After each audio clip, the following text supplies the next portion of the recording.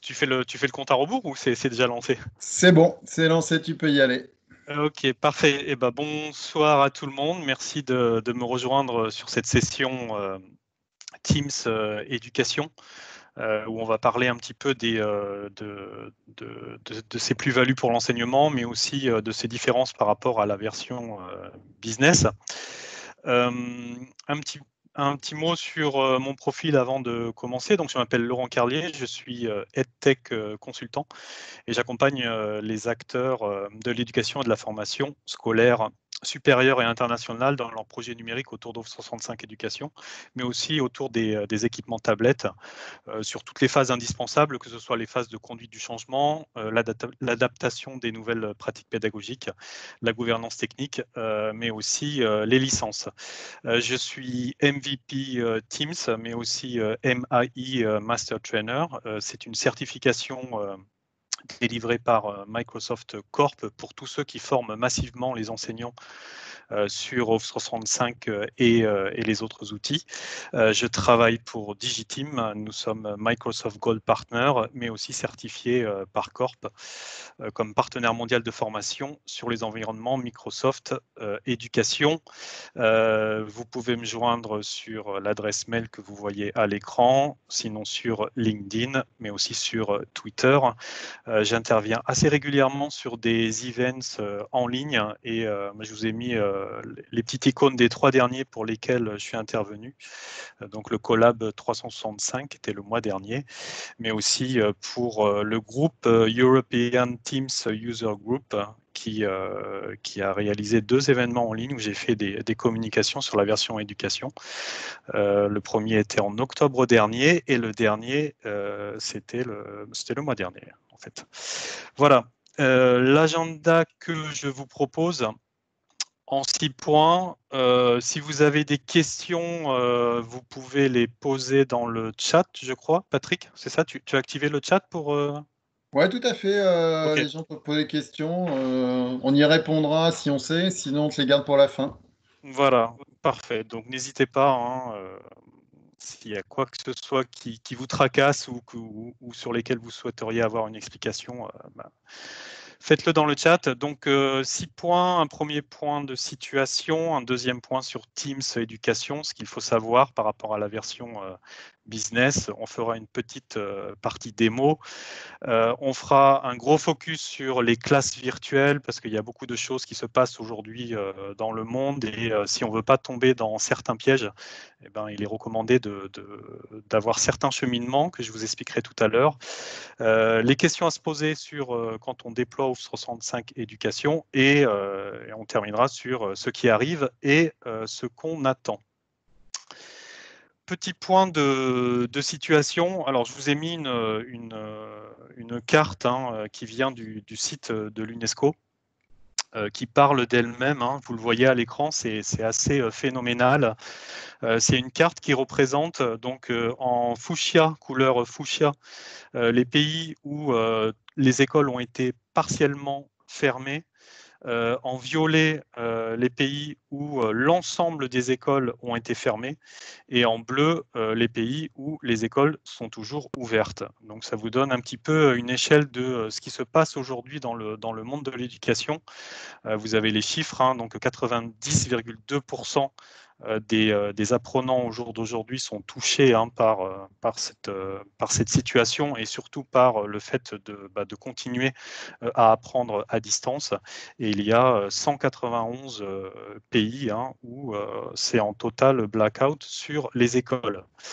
Alors pourquoi je vous dis ça? Parce que le fil conducteur de la plupart des acteurs de l'éducation ou de la formation depuis le début de cette crise, c'est autour de ces 2 questions. La première, c'est on fait comment pour assurer la continuité pédagogique et la deuxième, c'est on fait comment pour maintenir des temps de cours à distance. Et d'où un intérêt massif de ces acteurs-là sur les solutions cloud telles que Office 365 Éducation. Je vous ai mis également un autre petit graphique à côté que vous connaissez certainement, qui a été publié par Microsoft. Et là, vous le voyez, ce que j'ai entouré en rouge, c'est sur la journée du 31 mars. et vous l'avez en gras, il y a eu 2,7 milliards de minutes de meeting sur ce jour-là, c'est phénoménal. Et surtout, ce que j'ai également mis en rouge, c'est qu'aujourd'hui, dans 175 pays, la totalité des tenantes éducation, donc des tenantes avec Office 365 éducation, s'élève à 183 000. Donc c'est assez phénoménal. Point de situation 2, je fais une petite parenthèse sur les tenantes éducation et les licences. C'est la petite minute mal de tête, mais ne vous en faites pas, je vais aller assez rapidement. Pourquoi cette slide? Pour vous dire que tout établissement, toute structure de formation aujourd'hui en France peut ouvrir gratuitement un tenant Office 365 éducation. Donc oui, Office 365 est gratuit, c'est la version A1, donc académique. Et dans cette version A1 académique, oui, Teams Éducation est gratuite, tant dans sa version en ligne que dans sa version application, que dans sa version desktop. Alors à côté de ça, bien évidemment, il existe des plans payants, des plans éducation payants, c'est ce que vous avez sous les yeux là, donc deux plans, donc le Microsoft 365 A3 et le Microsoft 365 A5. Qui comprennent des options bien évidemment supplémentaires. Ils sont calculés non pas en nombre d'utilisateurs comme ça se fait au business, mais plutôt en nombre d'employés temps plein, donc c'est-à-dire la masse salariale dans un établissement. Et ça donne comme ça le droit aux élèves, aux étudiants de pouvoir installer tous les outils de la plateforme à coût zéro. Pourquoi je vous dis ça? Parce que là, je vous mets un petit graphique. Bon, je vais passer assez vite dessus, mais c'est pour vous montrer que sur certaines parties que je développerai tout à l'heure, les personnes ne sont pas toutes égaux sur les options de sécurité. Vous voyez dans la colonne A1, vous avez quelques options, et bien évidemment dans les colonnes A3 et A5, vous avez d'autres options. Il y a eu des webinaires, il me semble, oui, des webinaires précédemment qui ont parlé notamment du threat protection, des plans, etc. Donc voilà, tout ça, il faut l'avoir en tête. Et notamment, alors je ne sais pas s'il a été évoqué les information barrières qui sont très importantes dans les tenantes éducation. Et là Non, aussi, on n'en a pas encore parlé. voilà. Et là aussi, si vous n'avez pas conscience de ces licences-là, ça peut vous jouer des tours. Teams Éducation.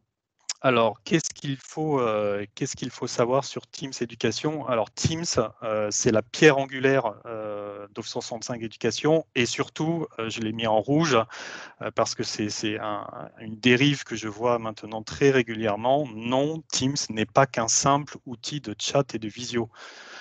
Quand on se lance sur du Teams Éducation, il faut vraiment le considérer comme un outil au centre de la plateforme, au centre d'Office 365 Éducation, et non pas comme un outil à part. Donc bien évidemment, dans Office 365, on va pouvoir utiliser tous les outils classiques de la plateforme, que ce soit Word, PowerPoint, Excel, le Outlook, le Planner, le Stream, le SharePoint, le Forms, le OneDrive, mais également les outils OneNote, et surtout la version OneNote Éducation, je vais l'aborder tout à l'heure, c'est très très important.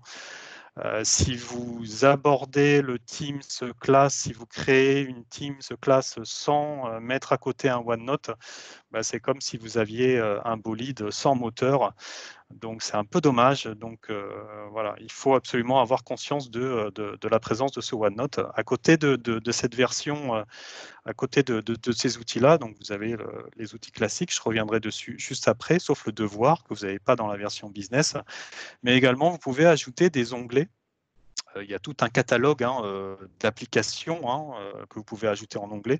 Moi, je vous ai mis quelques exemples d'applications qui sont très intéressantes pour les enseignants et les formateurs.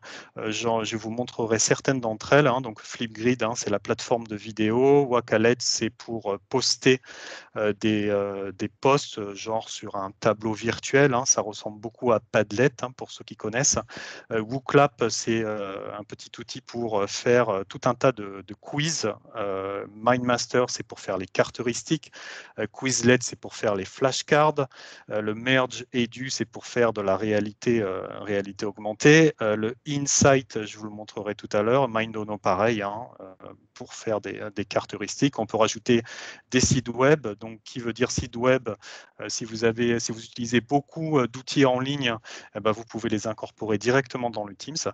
Et également Poly, qui n'est pas le nom de la société précédente. Hein, c'est une autre société qui fait des petits tests. Hein, et ça aussi, je vais vous le montrer juste après. Petite question, Laurent, oui. est-ce qu'il y a, je t'entends parler de tableau de post-it, est-ce qu'il y a Whiteboard qui arrive ou qui n'y est pas encore ou qui... Si, Whiteboard. Alors, Whiteboard, je ferai une petite parenthèse. En fin de meeting. Whiteboard dans sa version, effectivement, dans les meetings, c'est intéressant. Malheureusement, dans les meetings, la version qui est proposée, c'est une version qui, pour moi, est dégradée, puisqu'on a simplement les outils de dessin. Et quand on veut profiter pleinement de la puissance de Whiteboard, dont notamment l'insertion de photos, l'insertion de différents contenus, c'est bien de le mettre, c'est bien de l'utiliser en application. Je sais que moi, je suis en communication assez régulière avec toutes les personnes de Corp là au jour d'aujourd'hui autour de l'EDU, et notamment le responsable de Whiteboard qui est au courant de ce problème et qui devrait s'y pencher dans les jours qui viennent. Donc, les enseignants espèrent bien que dans les prochains meetings, on puisse accéder non plus à la version dégradée de Whiteboard, hein, mais vraiment à toutes les fonctionnalités qu'on peut retrouver dans l'application Whiteboard. Très bien. Teams Éducation, autre différence, hein, ce qu'il faut savoir par rapport à la version business, hein, quand vous êtes sur une version business, c'est que vous créez une équipe, hein, vous n'avez pas le choix, vous créez une équipe, point barre. Quand vous êtes sur un Teams Éducation, vous avez le choix entre 4 types d'équipes. C'est quoi les différences, hein? Donc, il y a l'équipe classe, il y a l'équipe communauté de formation professionnelle, PLC, personnel et autres.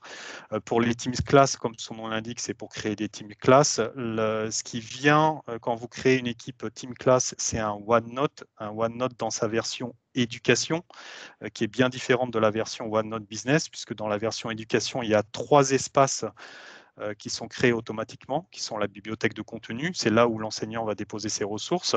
C'est modifiable par l'enseignant, mais uniquement consultable par les élèves.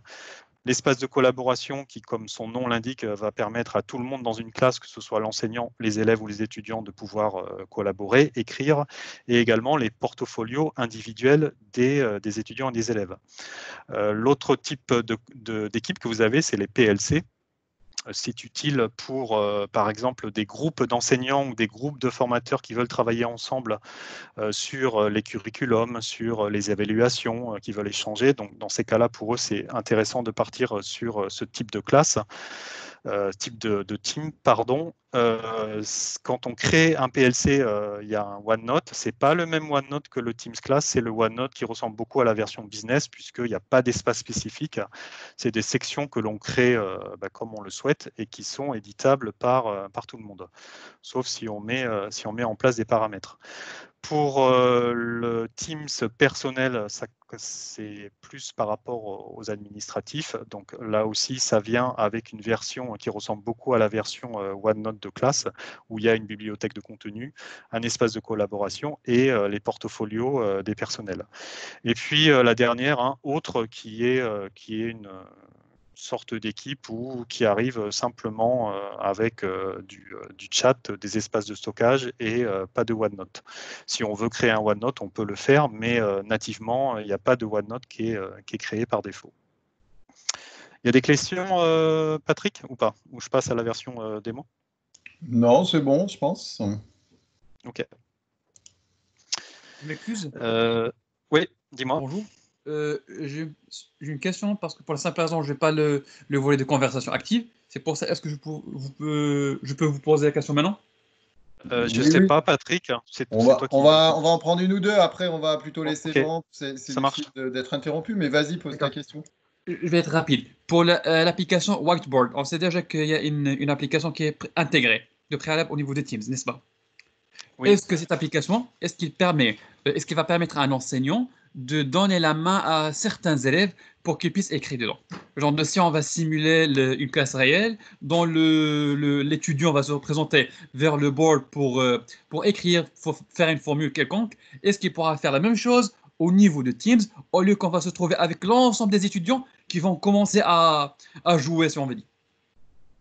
Alors, il y a deux façons de procéder. En fait, quand on lance un whiteboard dans les meetings, on peut soit choisir un whiteboard, enfin l'enseignant peut soit choisir de créer un whiteboard en read only, c'est-à-dire simplement en consultation pour les élèves, et lui seul aura la main sur le whiteboard, il pourra écrire, ou alors il peut ouvrir un whiteboard où tout le monde pourra, enfin tous les participants au meeting pourront écrire dessus. Après, dans le whiteboard, ce qu'il faut savoir, c'est que, oui, on peut rajouter du texte, on peut rajouter différents types de médias, mais par contre, tous les outils dessin, si on n'a pas de pen, si on n'a pas de stylet, c'est un peu compliqué. Mais bon, voilà, c'est bien que l'enseignant puisse acquérir ce type d'outils, mais après, pour les élèves, il y a bien évidemment des versions EDU, hein, des pens, si on a des appareils, des tablettes 2 en 1 sous Windows 10, mais bon, voilà, ça a répondu à votre question ou pas? Oui, par contre, juste pour la deuxième partie de réponse, c'est-à-dire si je donne la main à Patrick, par exemple, pour répondre à une question, je peux me trouver avec d'autres personnes qui font la même chose en même temps. Il n'y a pas genre une astuce pour gérer les accès ou bien les permissions d'écriture. C'est là où je vais vous montrer plutôt la pertinence du OneNote, puisque c'est vraiment le OneNote, c'est l'outil qui va servir de classeur de ressources, hein, numériques partagées entre les enseignants et les élèves. Et c'est là où justement l'enseignant va pouvoir distribuer et bien placer les ressources là où il les souhaite et distribuer à certains enseignants, à certains élèves et pas à d'autres élèves ou à toute la classe.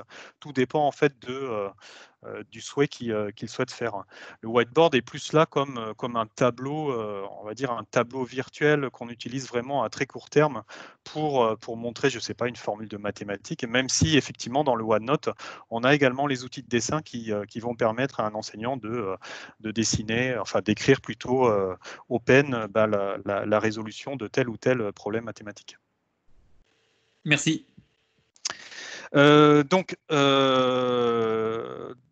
Donc d'abord, donc là, vous avez à l'écran donc le Teams éducation. Donc j'ai mes séries d'équipes qui sont là. La première différence, c'est qu'on peut. Alors je pense que c'est pas dans la version business. Enfin moi sur mon tenant de business, elle y est pas. On peut changer d'affichage. Alors c'est un peu gadget, hein, mais bon, ça peut être intéressant. Passer de liste à grille, et quand on passe sur une liste grille, en fait, les équipes s'affichent sous forme de post-it comme ça. Et de la même manière qu'on le fait dans un tenant de business, on peut, avec un glisser-déposer, les agencer comme on le souhaite. Ça, c'est une première différence. On va rentrer tout de suite dans une équipe classe pour que vous voyez à quoi ça ressemble. Je vais prendre par exemple moi ma classe 4C. Alors la classe 4C, c'est une classe de français langue étrangère où donc vous avez un canal général. Pour ceux qui connaissent Teams, hein, quand vous créez une Teams, vous avez par défaut un canal général et ensuite vous pouvez créer des canaux thématiques. Dans le canal général, par défaut, vous avez donc la publication, le fichier. C'est là où on retrouve le OneNote de classe. Je vais en ouvrir un très rapidement, hein, sans passer trop de temps dessus. Mais pour que vous puissiez voir à quoi ça ressemble un OneNote, je vais le mettre en grand écran, ça sera mieux. Un OneNote dans sa version éducation. Donc, comme je vous le disais, vous avez 3 espaces, bibliothèque de contenu, espace de collaboration, et en dessous, j'ai tous les portfolios des élèves qui sont présents dans une classe. Si j'ouvre la bibliothèque de contenu, on peut mettre différentes pages avec différentes thématiques. Donc là, vous voyez, c'est un travail sur l'imparfait. On peut incorporer, par exemple, une vidéo qui vient de YouTube et incorporer, juste en dessous, on peut incorporer un Forms pour que les élèves puissent y répondre directement. Quand les élèves y répondent directement, l'enseignant, quand il retourne dans son Forms, ce qui est intéressant, c'est que il a visuellement, il peut savoir combien de personnes ont répondu, et puis il a sous forme de camembert le résultat général de l'ensemble des élèves, ce qui lui permet de voir si tout le monde suit ou pas. Après, il peut effectivement examiner ici les réponses individuelles des uns et des autres.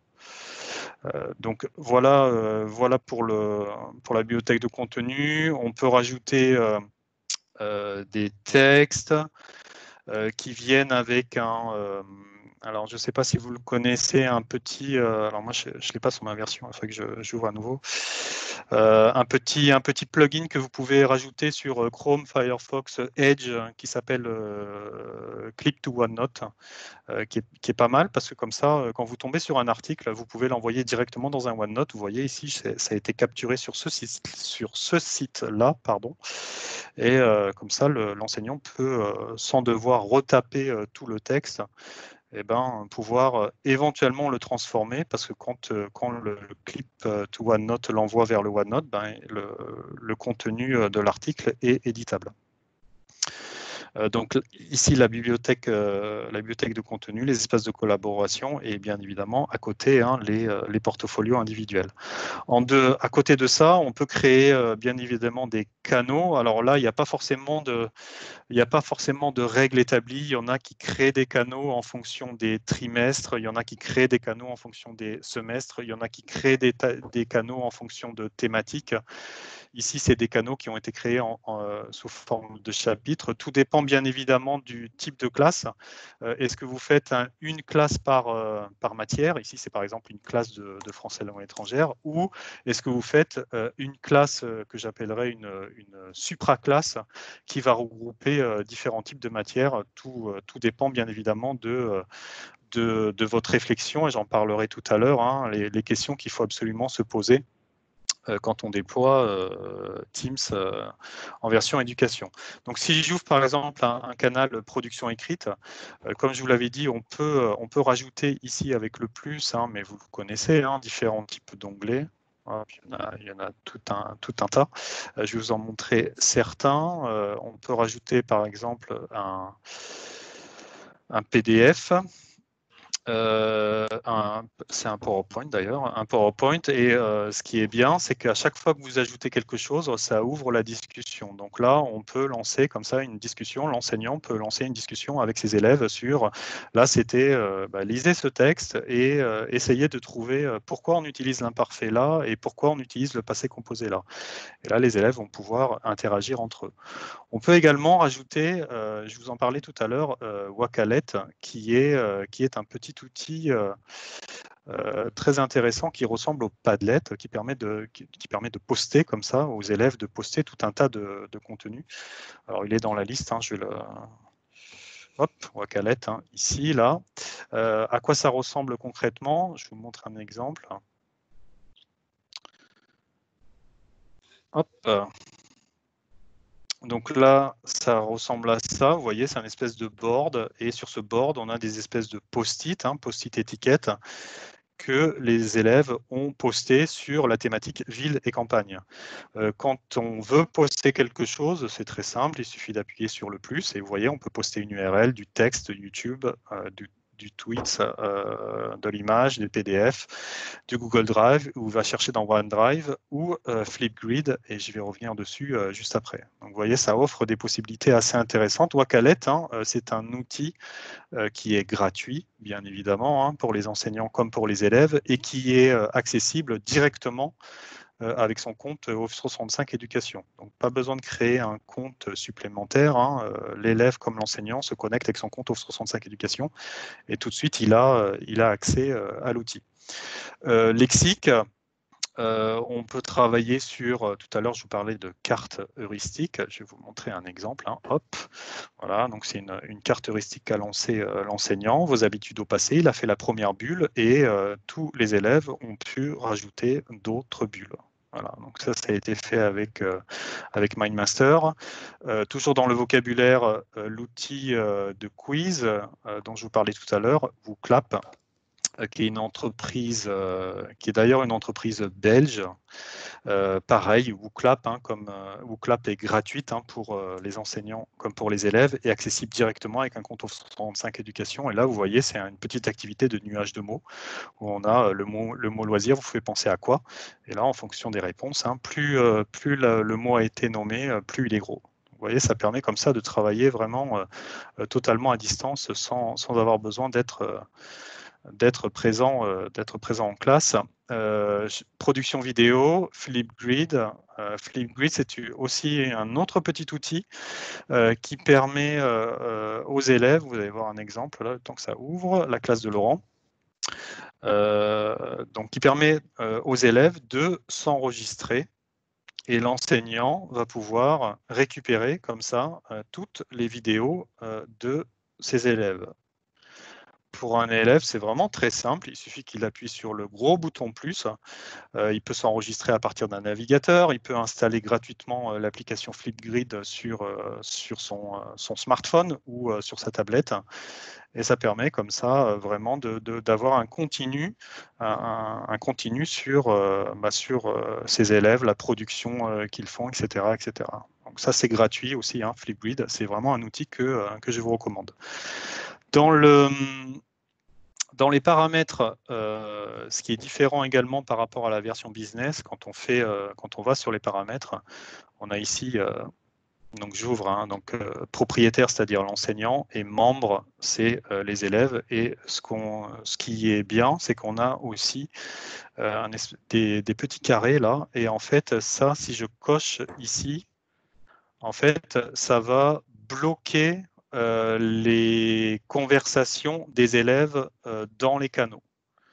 Donc imaginons qu'à un moment donné, l'enseignant veut focaliser sur un point et ne veut pas que les élèves ou les étudiants se dispersent dans les conversations dans les canaux. Il suffit tout simplement de checker ici et là on bloque tous les élèves ou s'il y a un élève ou un étudiant ou une étudiante qui est plus bavarde qu'une autre, il suffit simplement de sélectionner et là elle pourra plus ou il pourra plus poster ces messages dans les conversations des équipes. À côté de ça, il y a également analyse. Que l'on a également sur la version business, qui est un outil qui est assez bon, c'est intéressant, mais c'est trop générique, puisque on peut aller sur les différents canaux, et sur les différents canaux, on peut voir un petit peu ce qui se passe. Mais finalement, on n'a pas vraiment d'informations sur qui fait quoi exactement dans l'équipe, surtout quand on est dans un principe d'enseignement à distance. Et là, dernièrement, en fait, Microsoft a sorti, c'est ce que je vous disais, un petit outil qui s'appelle Insight, qui est en preview et qui permet comme ça de faire un peu de tracking sur ce qui se passe au sein de l'équipe. Je vais vous montrer. Alors, c'est vrai que moi, cet outil, il est assez nouveau. Enfin, moi, je l'ai eu sur mon tenante assez récemment, donc il n'y a pas vraiment d'activité, mais je vous montrerai ce que ça donne autrement. Donc, quand on l'ouvre, en fait, ça affiche ça. Avec différentes cartes. L'activité numérique, c'est le pourcentage d'activité de l'ensemble des élèves, des étudiants au sein de la classe. Et vous voyez, par exemple, ici, si je prends par exemple Sophie élève, je sais que aujourd'hui, par exemple, si je sélectionne aujourd'hui, je peux aller 7 jours, 30 jours. Par contre, le tout, on ne peut pas remonter ad vitam aeternam, enfin pas pour l'instant. Mais si je prends sur aujourd'hui, je sais que Sophie, elle a fait quelque chose entre 15h et 16h. Et qu'est-ce qu'elle a fait? Si je survole avec ma souris, je sais qu'elle a visualisé le canal classe virtuelle, qu'elle a visualisé les autres canaux, qu'elle a vu l'onglet fichier et que voilà, elle a vu un autre canal. À côté de ça, alors ce que ça donne quand on l'utilise bien, alors j'ai pris des captures d'écran qui viennent de Corp. mais comme ça vous permettra de voir voilà, si ça s'affiche. Ça ne va pas s'afficher, attends que ça arrive. Allez.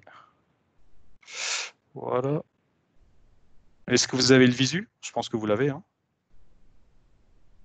Oui, Ouais, oui. Patrick. Ah ouais. Ouais, ouais. Donc voilà, hein, c'est ce que ça donne hein, quand c'est utilisé au maximum. Hein. Donc il y a tous les élèves qui sont là. Et puis sous forme de traits, comme ça, on va pouvoir traquer hein, l'activité de la personne hein, au cours de la journée. Donc on a cette partie-là, activité numérique. À côté, c'est la note moyenne. Bon là, il n'y a rien, hein, mais c'est la note moyenne des devoirs hein, quand ils sont donnés. Je vais revenir dessus juste après. Le temps moyen de retour et les activités de communication. Donc là, pareil, aussi sous forme de graphique, on peut sélectionner tous les élèves ou un élève et voir sous forme de graphique ce qu'il a fait, par exemple là, hein, donc un billet, une réponse pour ce jour-là. Donc voilà, c'est l'outil est pour l'instant dans ses débuts, il est assez prometteur parce que je sais qu'il y a beaucoup d'enseignants qui veulent faire justement du tracking des activités de leurs étudiants ou de leurs élèves au sein des équipes Teams. Donc c'est vraiment un outil qui peut être intéressant à explorer dans toutes ses potentialités. T'as La entendu partie de parler d'une version business pour l'instant ou pas encore? non. Alors non, Insight. Alors c'est une bonne question. Il n'est pas sur moi sur mon tenant de business, je le trouve pas. Je Ouais, pense ouais, que moi vous non non plus. plus, vous le trouvez pas. Ouais. Il faut savoir que quand là je suis connecté en tant qu'enseignant, hein, Mhm. donc quand je le rajoute sur un canal, ça peut être sur le canal général ou ça pourrait être sur les autres canaux, il se rajoute. Moi je l'ai en visu. Par contre, les élèves n'ont absolument aucun visu. Mhm. Ils l'ont pas en fait. Hein. Donc Ouais, c'est ouais. vraiment un outil qui se rajoute si on est affilié en tant qu'enseignant et en tant que propriétaire. Ouais, pour business, on pourrait imaginer effectivement que c'est le propriétaire du groupe qui a la possibilité de consulter pour voir Ouais, ouais, tout à quelle fait, ouais. activité il y a eu, quoi. Ça Tout ferait à fait. sens. Après, moi, c'est bien que tu me poses cette question, Patrick. Je vais questionner ce que je connais là chez Corp Mhm. pour voir si ils ont l'intention de sortir ça pour le business. Mais oui, effectivement, ça peut être assez intéressant, notamment effectivement dans la situation où tout le monde est en télétravail. Voilà, Ouais. si on veut faire un peu de tracking, ben, on pourra le faire de cette façon-là. Donc partie devoir, hop. Je vais passer assez vite parce que je vois l'heure tourner et j'aimerais vous montrer autre chose. Donc c'est simple, hein, quand on crée un devoir, affectation, donc un devoir ou questionnaire. Questionnaire, c'est un questionnaire de Forms. Je vous montre simplement à quoi ça ressemble. Donc vous voyez, c'est assez simple. On met le titre du devoir, on met la consigne du devoir, on met le nombre de points. Si on veut, on peut créer un barème. Ça, c'est pas mal. Hein. Je vous montre un exemple, un barème de production écrite. Ça ressemble à quoi en fait? Ça ressemble à ça. On peut faire des espèces de colonnes comme ça. Par exemple, si je veux évaluer une production écrite, donc grammaire, vocabulaire, réalisation du devoir, et à chaque fois, je peux mettre des carrés, donc excellent, bon, moyen, insuffisant, et mettre à quoi ça correspond. Et quand un enseignant va corriger un devoir, et ben, quand il sélectionne le barème, il pourra sélectionner directement ce qu'il a au préalable paramétré. Donc ça, c'est pas mal. On peut attribuer un devoir à la classe que l'on a là, ou à l'ensemble des classes où on est enseignant. On peut également attribuer un devoir à toute la classe ou à certaines personnes de la classe. On peut rajouter des ressources, et là, quand on rajoute des ressources, on peut aller les chercher de son OneDrive, on peut aller faire un lien, on peut aller chercher de son disque dur, mais ce n'est pas vraiment pertinent. Et surtout, ça, c'est pour ça que je vous parlais du OneNote Class, on peut aller les chercher directement dans la bibliothèque de contenu, donc l'espace où l'enseignant dépose ses ressources pour l'envoyer vers le portfolio individuel de l'élève. Donc tout ça, c'est vrai que c'est assez puissant. On peut paramétrer une date d'échéance et on peut même, si on est gentil, paramétrer une date supplémentaire. Hein. Par exemple, si la date d'échéance est le 24 avril, si je suis gentil, je peux dire bon, ben, ok, je peux vous accorder 2 jours de plus et jusqu'au 28. Et au 28 à 23h59, ben, le devoir sera plus accessible.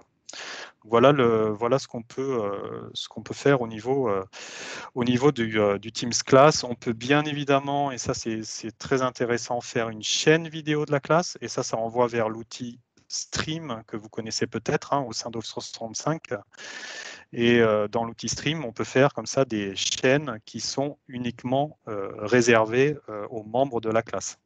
Donc pour un enseignant, pour un formateur, c'est assez intéressant parce que là, il va pouvoir stocker toutes les vidéos qu'il va utiliser pour ses cours, et les élèves comme les étudiants, s'ils veulent revoir la vidéo, ils iront sur cette chaîne-là pour revisionner la vidéo. Voilà pour les canaux. Classe virtuelle, donc c'est là où ça se complique un petit peu. Et c'est là où j'ai certaines choses à vous dire, parce que depuis le début de la crise, il y a eu pas mal de pièges dans lesquels sont tombés pas mal d'enseignants et qui n'étaient pas satisfaits sur la mise en place des meetings. Et moi, je vais vous donner au jour d'aujourd'hui, encore une fois, parce que ça bouge énormément, au jour d'aujourd'hui, ce qu'il faut absolument faire quand vous préparez une classe virtuelle. C'est marrant ça, pourquoi il a pas... Attendez, hop, on va éviter de... non, il ne veut pas. Voilà, ok. Donc, quelques conseils pour bien mener une classe virtuelle avec Teams. Alors, je l'ai mis en capture d'écran parce que, vu que là, je suis déjà en visio, ça sera difficile pour moi de vous montrer comment il faut paramétrer ça. Alors, première chose, dans une équipe, il faut absolument créer vous l'avez vu tout à l'heure, mais je reviendrai dessus, un canal qui va s'appeler par exemple classe virtuelle. Pourquoi? Parce que ce canal va me permettre d'envoyer toutes mes invitations pour mes classes virtuelles. Donc vous voyez, quand on crée un meeting, on choisit, on ne va pas rentrer le nom de tous les étudiants un à un, on va choisir de l'envoyer directement dans la classe et le canal qui va s'appeler classe virtuelle. Après, ce qu'il faut absolument faire, c'est mettre tous les élèves, tous les étudiants en participant. Comment on fait ça? Eh bien, quand on est dans quand on prépare la réunion et quand on l'envoie, il va y avoir ici, vous l'avez ici, un petit outil qui s'appelle Options de la réunion. Il faut absolument cliquer dessus. Et là, dans Options de la réunion, dans Qui peut présenter, il faut choisir Moi uniquement. Par défaut, c'est mis en tous. Si vous laissez en tous, ça veut dire que les élèves sont considérés, et les étudiants sont considérés également comme organisateurs. Qu'est-ce qui va se passer si vous les laissez en tant qu'organisateur ou présentateur? Vous l'avez en anglais ici. Ils ont pas mal de possibilités, dont notamment mettre en mute les copains et copines, partager du contenu, etc., etc. Donc, si vous ne voulez pas avoir à faire la police pendant les classes virtuelles, faites ça. Donc, qui peut présenter? Moi uniquement. Et vous voyez qu'en tant que participant, ce qu'ils peuvent faire, c'est partager leurs vidéos, écrire dans le chat et éventuellement voir un PowerPoint. Donc ça, c'est important de le faire. Ensuite, autre souci, n'envoyer l'invitation dans le canal classe virtuelle que 10 minutes avant la classe. Pourquoi ça? Alors ça aussi, c'est quelque chose, je vais en parler, ça va venir, parce que c'est une grosse demande mondiale. En fait, quand on est sur cet écran-là, qui peut éviter la salle d'attente? On n'a pas l'option personne. Et si on n'a pas l'option personne, ça veut dire que moi, si je mets l'invitation, imaginons un jour ou 2 jours avant, ou même 1 heure avant, un élève pourra très bien cliquer sur cette réunion-là, rentrer dans cette réunion-là, sans que moi, enseignant, je sois présent, et avoir, je ne sais pas, une discussion ou un chat avec une autre personne. Donc, pour éviter que ça se passe, c'est un des conseils, et c'est le conseil que suit pas mal d'enseignants au jour d'aujourd'hui, c'est envoyer l'invitation 10 minutes avant la classe. Ensuite, pendant la classe, virtuelle. Qu'est-ce qu'il faut faire? Donc, quand ils sont vous voyez, quand ils sont en participant, ils ont le micro coupé. S'ils n'ont pas le micro coupé, il y a toujours l'option désactiver tous les micros que vous pouvez, et si vous cliquez dessus, ça désactive tous les micros des élèves. Il faut, quand vous lancez la classe virtuelle, on peut enregistrer, comme l'a fait Patrick actuellement. Donc ça, c'est bien, parce qu'ensuite, les vidéos, on peut les envoyer sur la chaîne vidéo de la classe, ce qui permettra aux élèves absents de pouvoir visionner cette classe virtuelle s'ils n'étaient pas présents. Les élèves, qu'est-ce qu'ils doivent faire? Ils doivent épingler le professeur. Ça sert à quoi, épingler le professeur? Peut-être que vous l'avez vu là dans ce meeting, quand quelqu'un parle, sa vidéo s'affiche. Et quand une autre personne parle, la vidéo s'affiche. Et comme on n'a pour l'instant que 4 il se peut que la vidéo de l'enseignant disparaisse.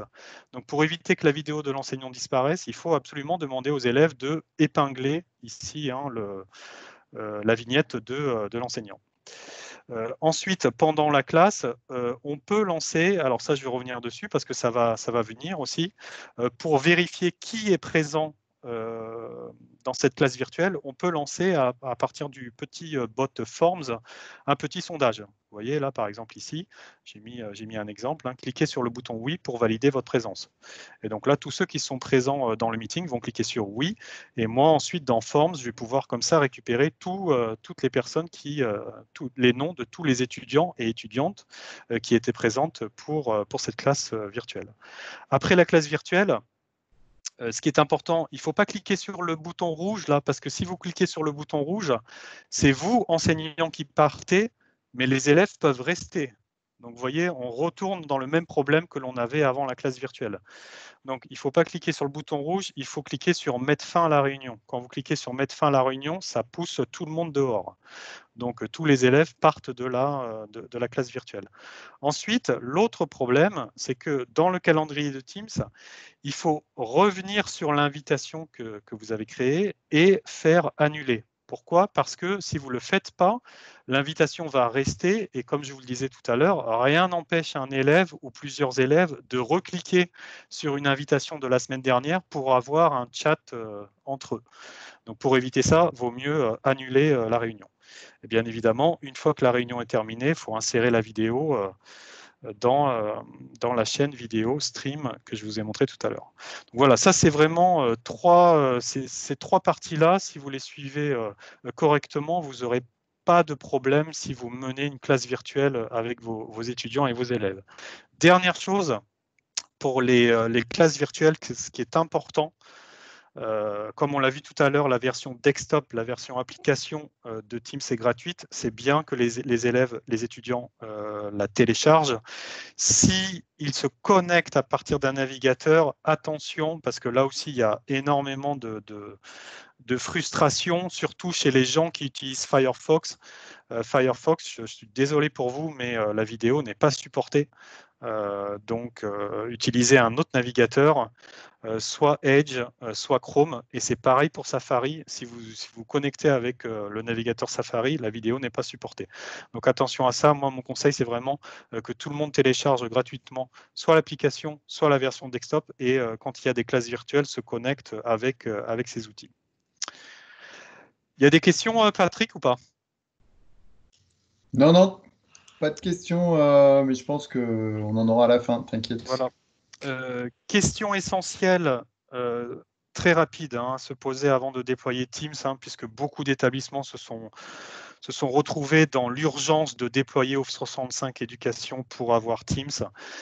C'est quelque chose qui ne doit pas être fait dans la précipitation et il faut bien se questionner sur, pour moi, 3 parties qui englobent pas toutes les parties, mais qui sont pour moi les parties essentielles. D'abord, s'interroger sur, quand on est sur du Teams, est-ce qu'on a vraiment besoin de créer une équipe?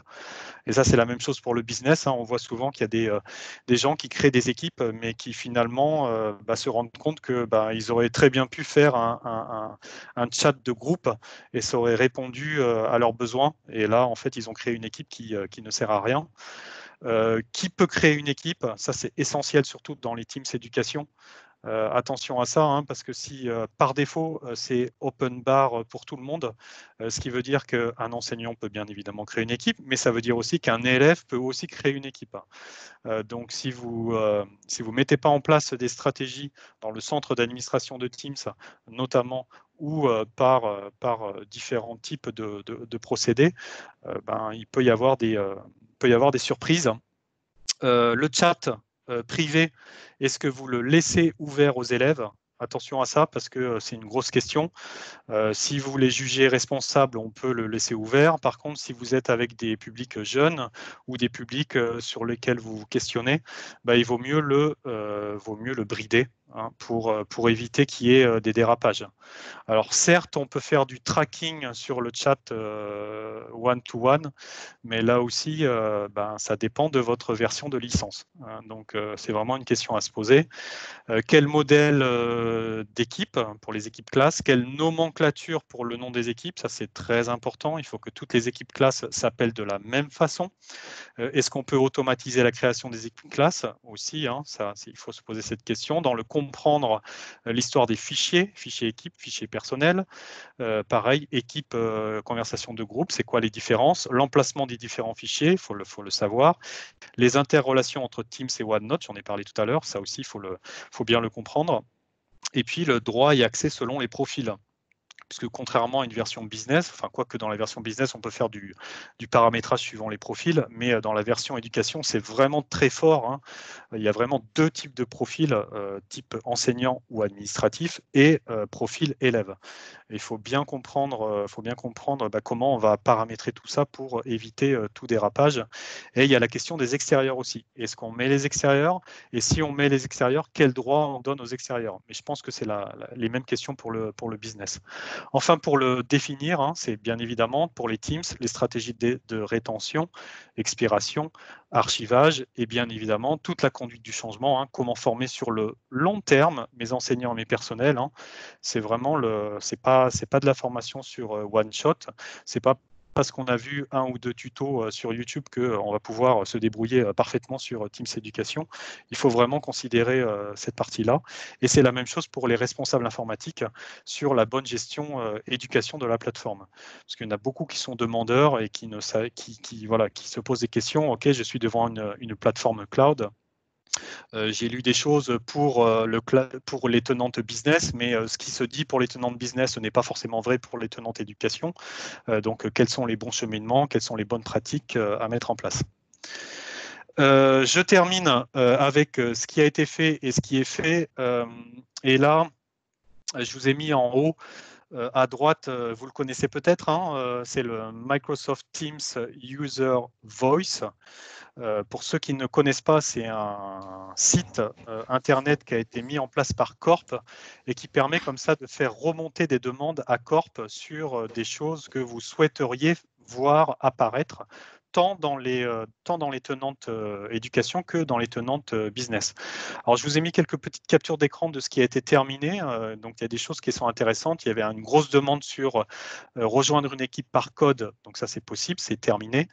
Il y avait une grosse demande sur comment bloquer le changement de photo. Donc ça aussi, c'est terminé et c'est assez récent. C'est quoi le changement de photo? En fait, il y a pas mal d'élèves qui avaient compris que dans leur avatar, vous voyez le petit logo que vous avez en haut à droite, hein, de Teams, ils pouvaient changer la photo et mettre ce qu'ils voulaient. Donc pour éviter ça, au jour d'aujourd'hui, oui, c'est possible et il y a une procédure pour bloquer ça. Pour reprendre les classes notebook, là aussi, c'était une grosse demande des enseignants. Quand on crée une Teams, comment on peut reprendre un OneNote que l'on avait déjà créé? Donc ça, c'est fait. Ce qui va arriver là pour l'éducation et pour le business, donc N-Meeting, ça je vous l'ai montré tout à l'heure. Changer le fond, vous l'avez aussi. Ce que j'ai montré tout à l'heure, je perds le attendance. Merde. La présence, voilà. Ça arrive aussi. Oui, la présence, ça arrive aussi là. Lever la main dans les meetings, ça arrive aussi. Ce qui arrive aussi là, puisque là on était sur du 4, bientôt on aura 6, 9. vignette, donc ça arrive aussi. Ce qui arrive aussi, c'est seulement les enseignants vont pouvoir démarrer un meeting. Les élèves ne pourront pas joindre un meeting avant l'enseignant. C'est ce que je vous disais tout à l'heure, hein. Donc ça arrive aussi, donc ça c'est bien. Mettre par défaut tous les élèves en participant, ça arrive aussi. Donc vous voyez, c'est ce que je vous disais tout à l'heure. Et le meeting chat policy, hein, pareil, hein, pour ne permettre aux étudiants hein, de chatter simplement pendant le meeting et pas avant et pas après. Hein. Donc ça arrive.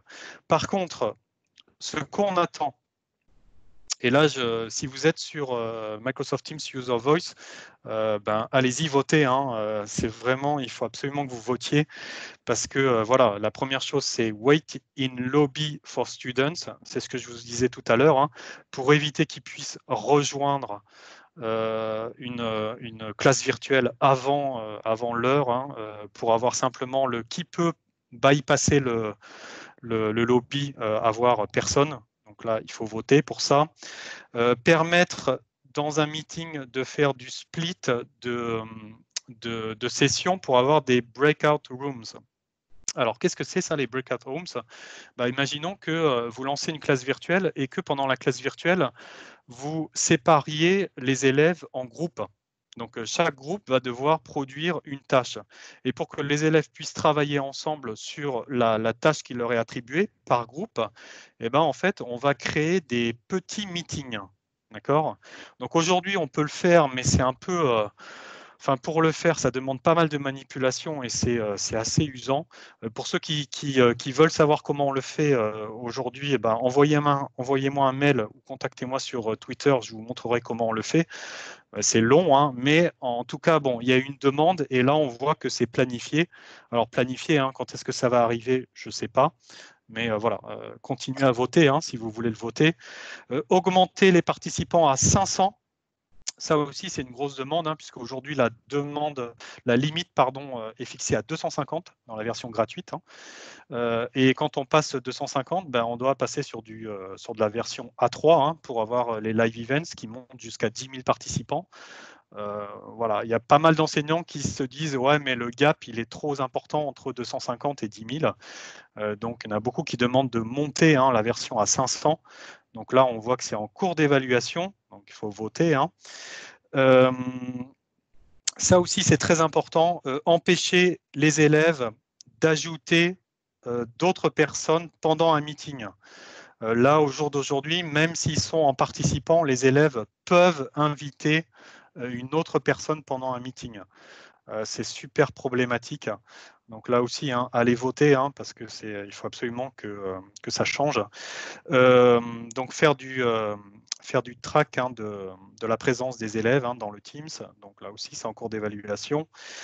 Là aussi, ça c'est très important. En fait, quand je vous parlais tout à l'heure de bloquer le chat pour les élèves, le chat privé, hein, one-to-one, on peut le faire, hein, bien évidemment, dans les policies, hein, dans le centre d'administration de Teams. Sauf que si vous bloquez le chat pour les élèves, un enseignant ne pourra pas aller faire un chat en privé avec un élève. Par exemple, pour expliquer un problème ou pour avoir un rendez-vous avec le parent de cet élève, il ne pourra pas le faire. Donc c'est pour ça qu'il y a pas mal de gens qui souhaitent voir en fait une séparation entre si on bloque le chat pour les élèves, est-ce que quand même, quand un enseignant veut chatter en privé avec un élève, est-ce qu'il pourra le faire et comment il pourra le faire? Donc ça aussi, allez voter sur ça. Et puis bien évidemment, hein, ça c'est la double peine, hein, on va dire, hein, puisque Microsoft était très content de dire que maintenant on peut faire du custom de background, sauf que pour les élèves, c'est pareil aussi.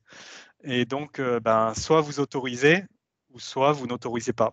Et là, c'est vrai que dernièrement, sur le User Voice, il y a pas mal de gens qui demandent comment bloquer le custom de background pour les élèves qui sont dans les meetings. Donc voilà, c'est des choses comme ça qui qu'il faut absolument, avoir en tête.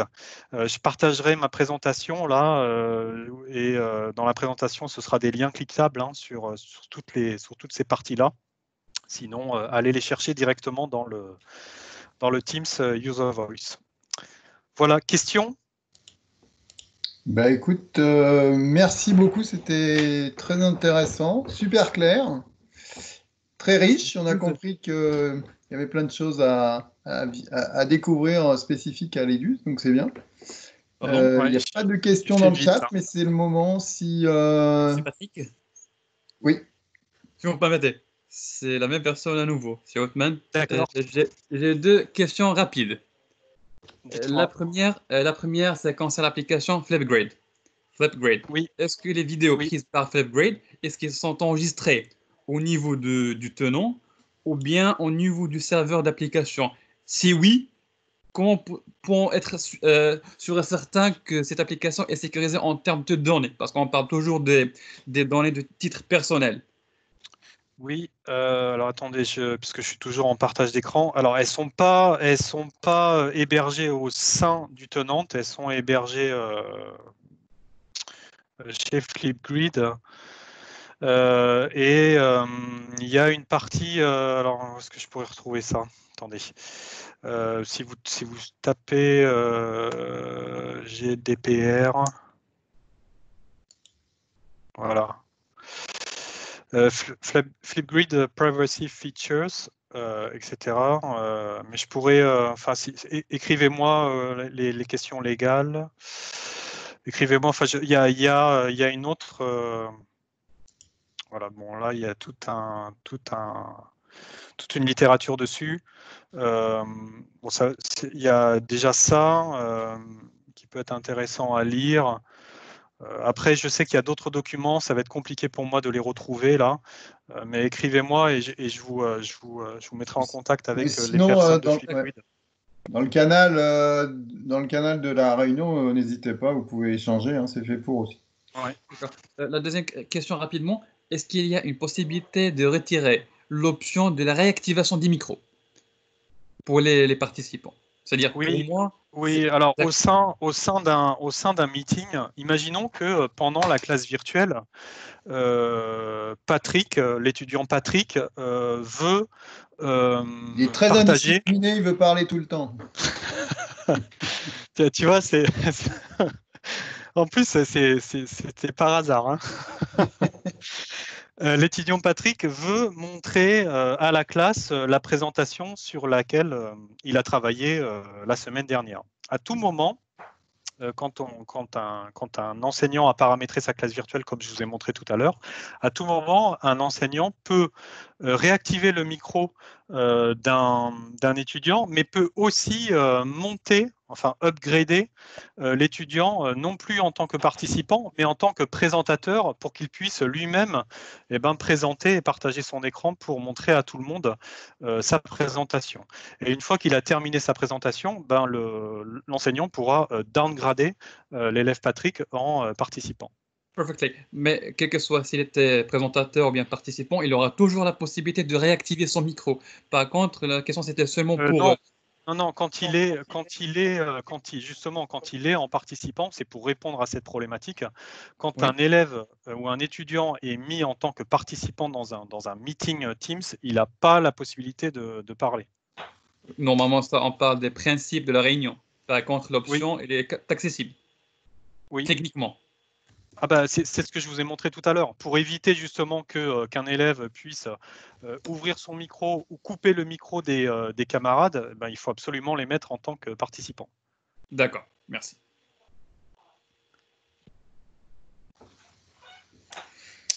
Eh bien, merci à tous. J'avais une question. En fait, comme j'ai pas le chat, D'ailleurs, la première question, c'est est-ce que c'est normal que j'ai pas le chat? Mais bon, c'est pas. Non, tu dois avoir le petit masquer la conversation ou afficher la conversation. Tu l'as pas? Mais il était grisé. Ah. De même chez moi. C'est que vous ne devez être pas autorisé. J'aurais dû switcher de tenant. Bon, c'est pas grave. La question, c'est pour Laurent. En fait, est-ce qu'il y a une possibilité dans Teams for Education d'avoir, donc si on est dans une formation, enfin en fait je vais expliquer mon cas personnel. Je suis dans une formation, il peut arriver que finalement il y ait une personne qui soit un peu en retard sur un exercice ou autre, donc c'est sur de la formation professionnelle, de finalement faire un one-to-one sans que cette personne doit partager son écran à tout le monde et expliquer ce qu'il y a. Voilà, l'idée serait que l'instructeur ou l'un des formateurs puisse regarder finalement, faire un one-one avec la personne. Est-ce qu'il y a une fonctionnalité pour ça ou est-ce que finalement, il faut juste qu'il soit dans l'équipe et faire un deuxième meeting à côté? Enfin, je ne sais pas s'il y a des solutions. Alors, si je comprends bien, c'est le cas d'un élève ou d'un étudiant qui n'était pas présente ou pas présent sur un meeting, ou c'est ça?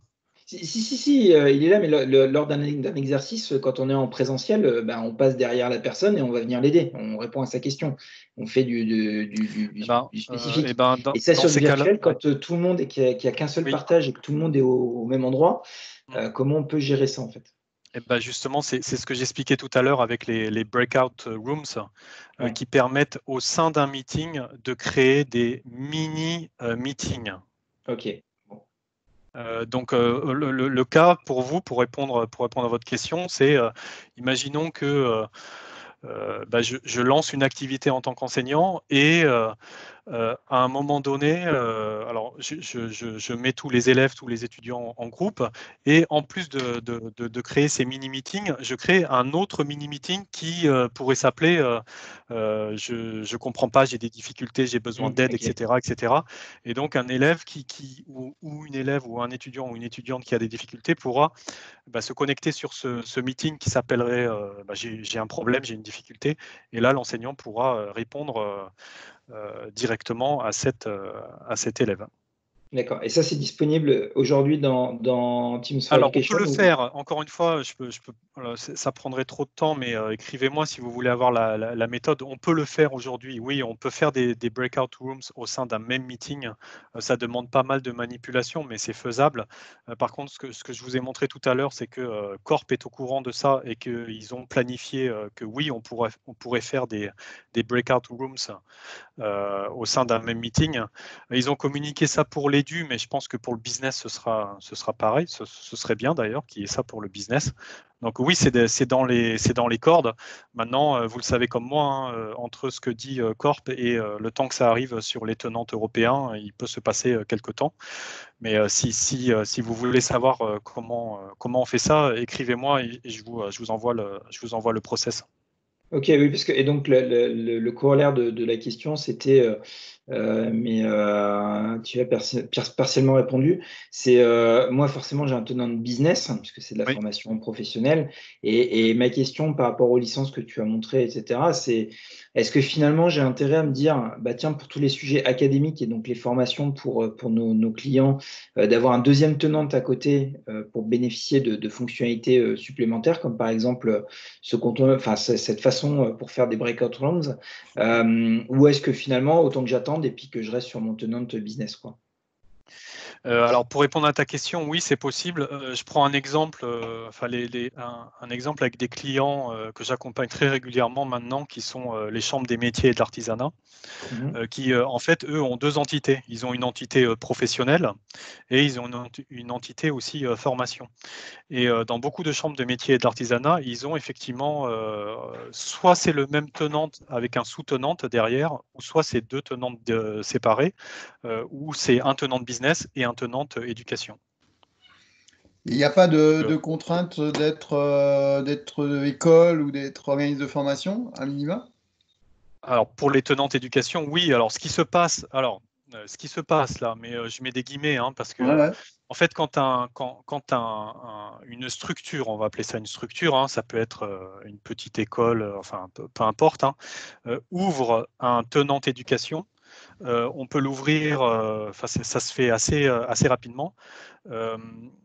Quand à la fin de la procédure, on a accès à une plateforme avec des comptes tests.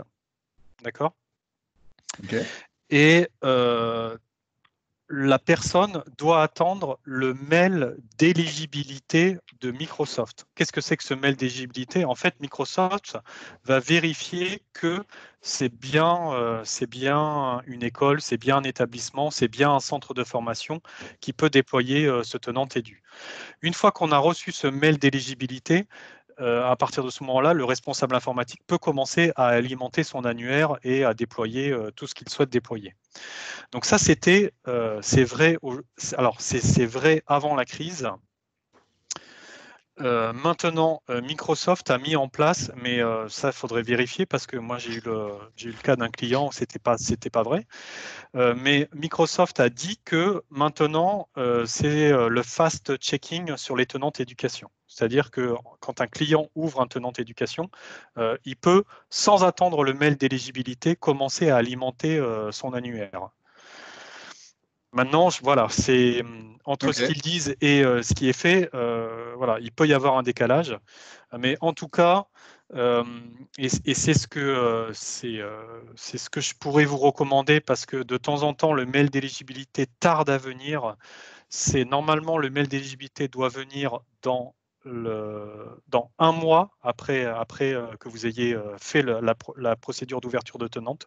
Si vous ne l'avez pas dans cette période-là, n'hésitez pas à soit appeler Microsoft ou soit directement ouvrir un ticket par le tenant. Vous pouvez ouvrir un ticket de support et leur expliquer voilà, j'attends le mail d'éligibilité, j'en ai besoin pour alimenter mon annuaire. Est-ce que vous pouvez faire quelque chose? Et ça a été le cas avec un client dernièrement où il attendait toujours son mail d'éligibilité. Et bon, moi, j'ai fait ce qu'il fallait faire pour un petit peu booster les choses. Donc, vous inquiétez pas, hein, si jamais voilà, il y a ce problème-là, la principale raison, c'est que soit vous n'avez pas reçu le mail d'éligibilité, ou soit vous l'avez zappé. Mais il faut absolument avoir ce mail d'éligibilité pour commencer à alimenter son annuaire. Ok. Très bien. D'autres questions? Eh bien, alors, on va clôturer là. Merci à tous et puis bonne soirée. Merci à vous. Merci beaucoup, Laurent. Merci. Pas de souci. Bonne soirée à vous et bon courage. Bonne soirée.